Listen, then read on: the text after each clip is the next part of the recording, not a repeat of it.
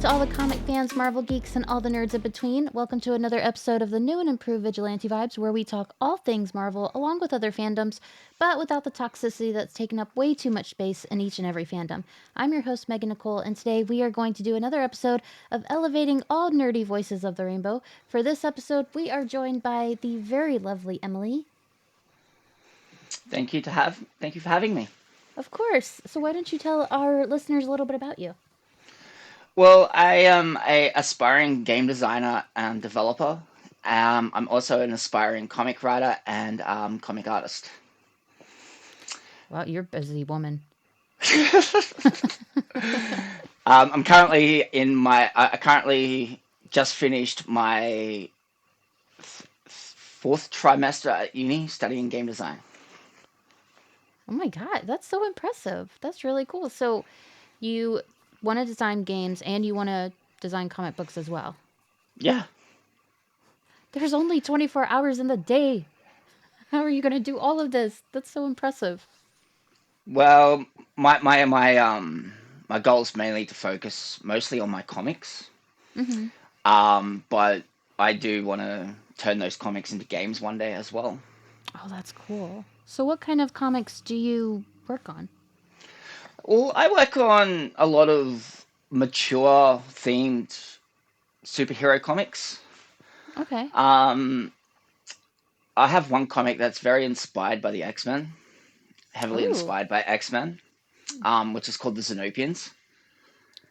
And it's about a group of kids who get caught up in a civil war between deformed humans with powers and the government.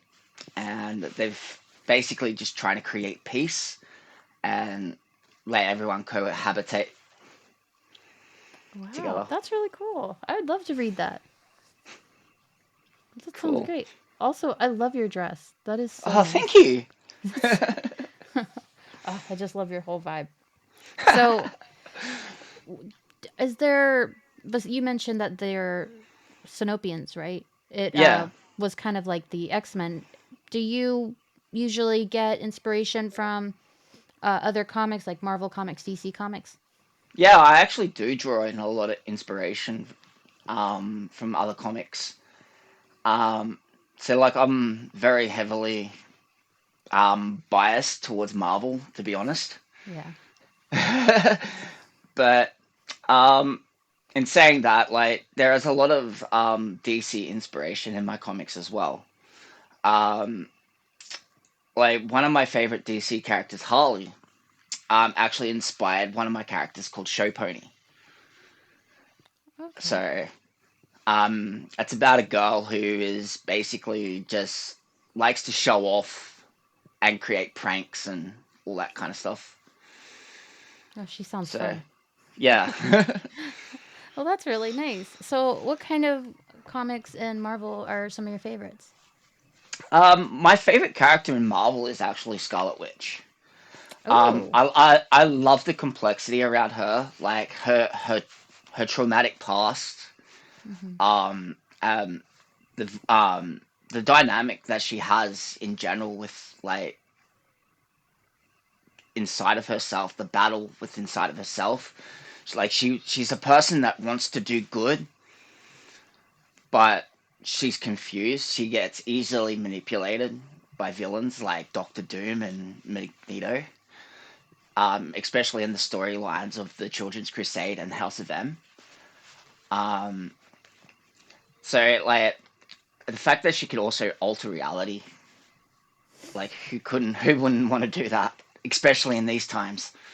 I totally get it. I love Scarlet Witch. I agree with you. There's a lot of complexity with her, and she plays so many roles and wears so many different hats. Like, she's a Mm. mother, she's a witch, she's a sister, she is a daughter. I'll never not think of her as Magneto's daughter. I'll die on that hill.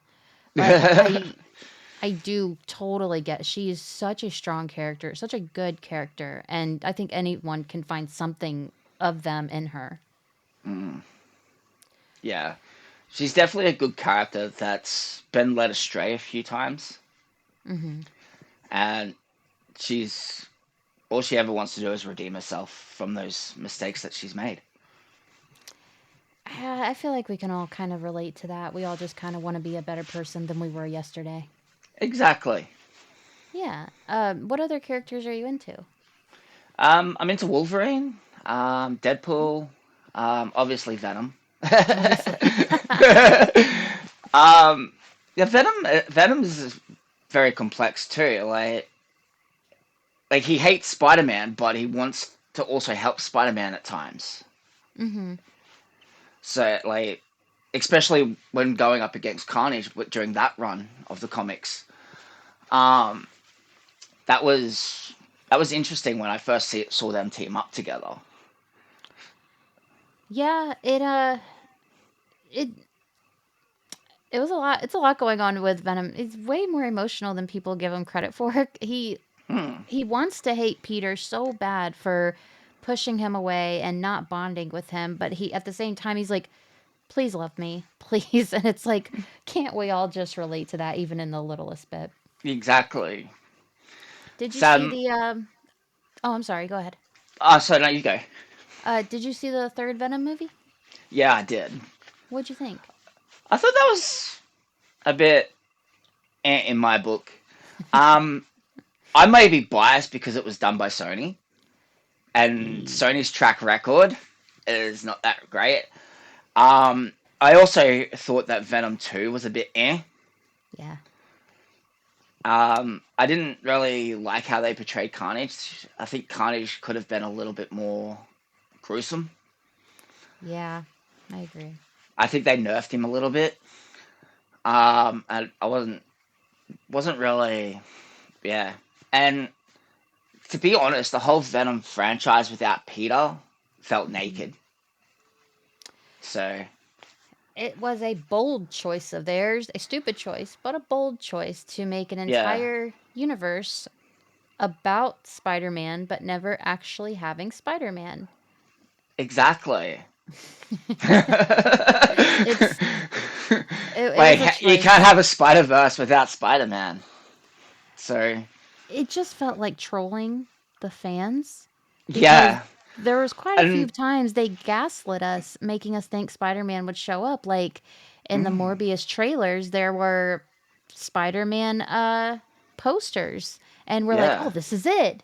And then they gave us that garbage can of a movie. Oh, it was horrible. I It don't think was. I even watched it all the way through. I think I fell asleep and thought, yeah, nah, this is boring. I'm not trying again.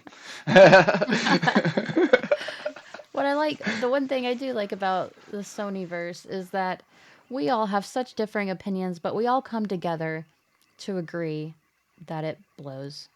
It does. Oh my goodness. So, are there I any LGBTQ characters that you kind of resonate with? One of my favorite LGBT characters is not something that someone that I actually sort of resonate with personally, but Mhm. it would be Wiccan. Like Ooh. being gay. Um, like a lot of my it took me a while to realize that I was actually trans as well, Hmm. but a lot of my life I left my sexuality and my gender identity in a hole, buried and Yeah. masked. Um, and like I saw Wiccan and thought, at a time I thought I was gay, and I was like, yeah, this looks like a cool character, and I got into him, and also realizing that he was also Scarlet Witch's son. Yeah. Also gave him brownie points. So yeah, like, and his relationship with Hulkling is amazing. Like they are adorable together, They really and are. you see how much they love each other in Children's Crusade. I That's actually one of my favorite Young Avengers storylines. It's a great one. I don't know It how many times is. I've read it. I've probably read it about 6 times, and each time I start, I can't put it down. Yeah, it's one of the there are a lot of comics that are rereadable that you could Mm, revisit and still be entertained, and that is easily one of them. Yeah. Yeah. So, what did you think about? Did you watch Agatha all along? I loved Agatha all along. How did you feel about how they portrayed Billy? I reckon they did a good job. Hmm. Like they kept it comic accurate as much as possible, considering the continuity of the MCU. Um, the only difference I found with Billy's origin and in the comics and Agatha was that Mephisto wasn't actually involved in it, but the fact that his spirit still went into another body that still kept that comic accuracy, and that's what I really enjoyed. That's very true. I love how they portrayed him. I did kind of want to see the Mephisto story, but I don't know how they would have possibly CGI'd Mephisto with two babies coming out of his hands. It's such a look. Very awkward. That would But have been actually pretty cool to see it would to a have been degree. I would have loved it. I don't care how bad it would have been. I would have loved it. It's just Yeah, so weird. Comics are so weird. yeah, and that's the beauty of comics. I find Yeah, I comics can do agree. anything. It's true. And you get so many different versions of really anything with some characters you love, like Scarlet Witch, and we've gotten so many versions of her. And I think that's Yeah, something that people don't quite realize is that, yeah, the movies, the TV shows, fantastic, so much fun to watch, but the comics open up an entirely different world for you. yeah, they do. Like for me, growing up when I was younger, comics was my way of Hmm. escaping an abusive stepfather, Oh, stepbrothers who used to bully me, um, and all that. So I fell in love with comics at a young age. Um, to me, yeah, as I said, like they were my escape from reality, where I felt safe inside them. I'm really sorry you went through that. That must have been really hard.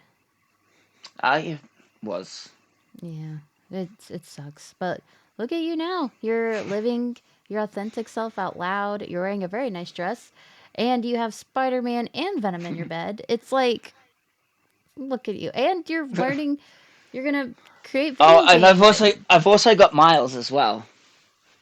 Oh, son of a gun. I want that.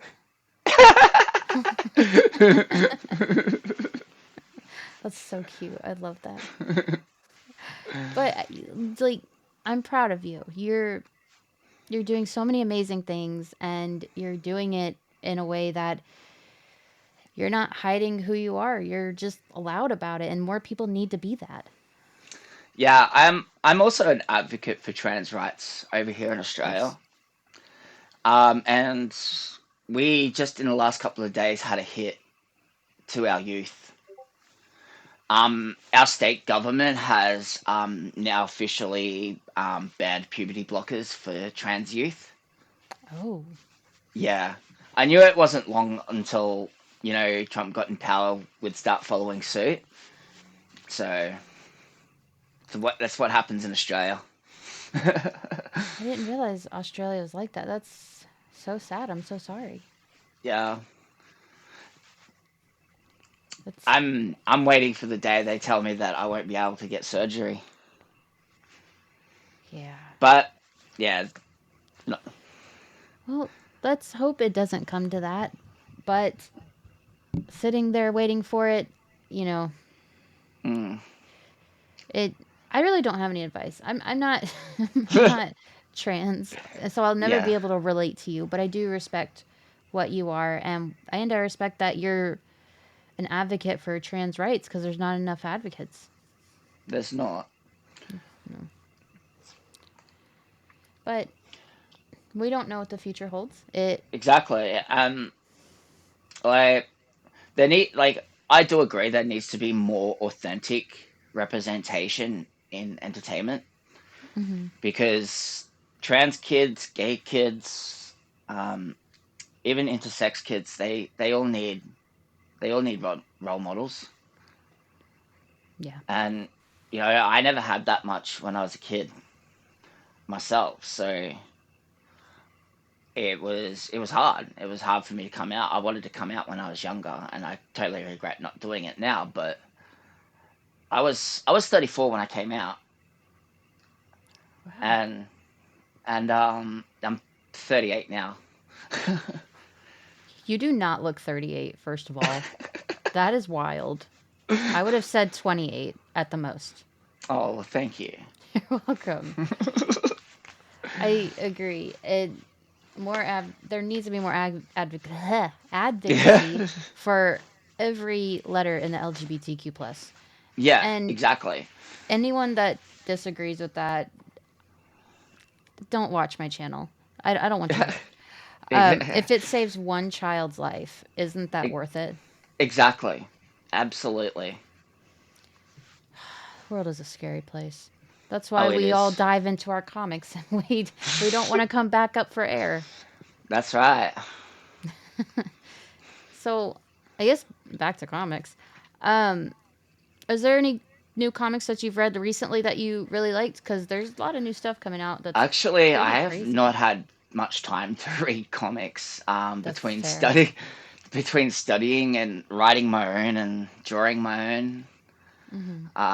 Yeah, I've basically just buried myself in my own comics these days. So That is not a bad problem to have. That is the best excuse. That is so cool. Oh, that's so cool. I'm not like artistic like that, so I could never. So I'm just like so jealous. So, how many comics would you say that you've created? at the moment, I'm actually working on three different titles. What? Oh my Yeah, but gosh. I've got at least another 15 in the back burner, Wow. So, slowly being worked out and plotted. And God, your brain must be like Internet Explorer and having a million tabs open at all times. um, yeah, yeah, that's pretty much hitting the proverbial nail on the head.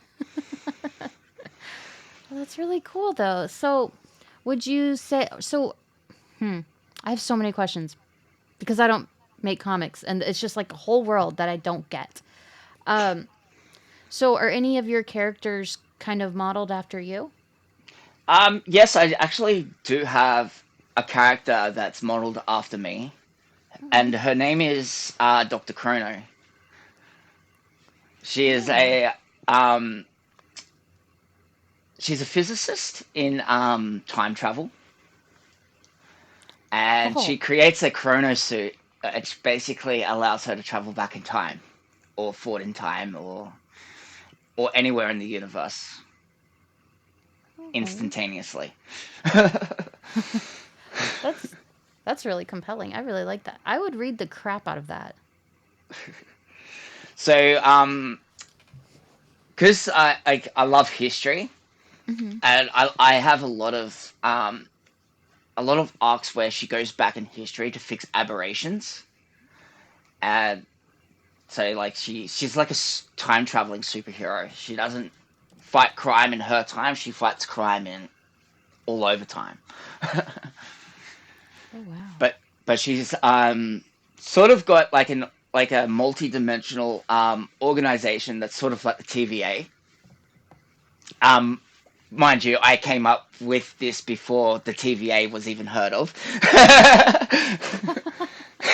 So, um, yeah, like she's also trans like me. Hmm. The way she actually came about um, is I was actually seeing a psychiatrist at the time, psychologist, sorry, not a psychiatrist. Um, and she asked me to draw a picture of how I see myself. So I did. So um, I drew her without any armor on, and she was like this sort of like old chick with that's like really into science and history. Oh. Wow. So she has your features and like your color hair and everything. Yeah, she's Oh. like, well, not exactly my color hair at the moment, Mm-hmm. but it was how I would see myself. Oh, I'll that's show you a picture one nice. day. I'll show you the picture one Yeah, day. I'd like that. That's really nice. It feels like their comics are kind of like the world you would want to live in, the ones where there isn't any of these political things happening, just you're living Yeah, who you are and fighting yeah, crime and doing all of that. yeah. Silly. Yeah, like my comics are exactly like the world in my comics is exactly the ideal world that I would like to live in to a degree. Mm-hmm. However, however, there is a lot of corruption in that world as well that the superheroes weed out, especially within the government. And yeah, Of course. That's really cool. I can't wait to someday read that on New yeah. Comic Book Day. That's awesome. Wow. So, when did you first get into making your own comics? That would have been back in 2012 or Wow. 2011. Yeah,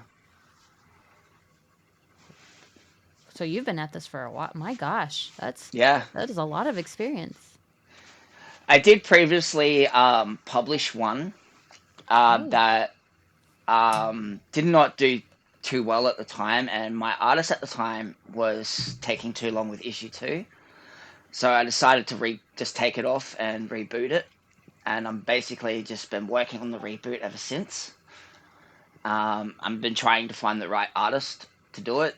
To do the Xenopians, I've sort of found an artist at the moment and working closely with him. Um, Met him at uni actually, so Oh, yeah. wow. That's so cool. So, what made you want to start making your own comics? Well, I remember when I first read Spider Man, a Spider Mm-hmm. Man comic. I was about 8 years old, and I figured, well, if these guys can do it, I can do it too. Had that attitude when I was a kid. If they can do it, I can do it. So I tried, but I couldn't think of anything I didn't that I liked, and I gave up. Well, fast forward a few years, one of my old mates, he created a comic called Piston, and it was like he was giving it out page by page every week, Oh. and I was reading it, I was getting into it, and I was thinking, hey, if he can do this, so can I. So I was already writing novels at the time. I actually originally wrote Xenopians as a novel. Oh. Wow. Yeah. It was actually meant to be a 7 book series, Oh my gosh. with each book getting bigger and bigger. Um, yeah, sort of like I had it set out to be basically like a Harry Potter with superheroes. Okay, that's really. I would be so into that. Man. Yeah. So I thought, hang on, I've got a story now. Why can't I turn my story into a comic? My story would be so much more visually appealing. Hmm. So I decided to start my own little publishing studio, and I found an artist, and his name was Tamoy Das, and he worked on visual effects for Thor: The Dark World. Wow. Yeah. I also got a um, artist, not an artist, an editor who helped me edit, and she um, used to work for Marvel at the time, and um, and her husband, who was working for Dark Horse, also lettered my comics.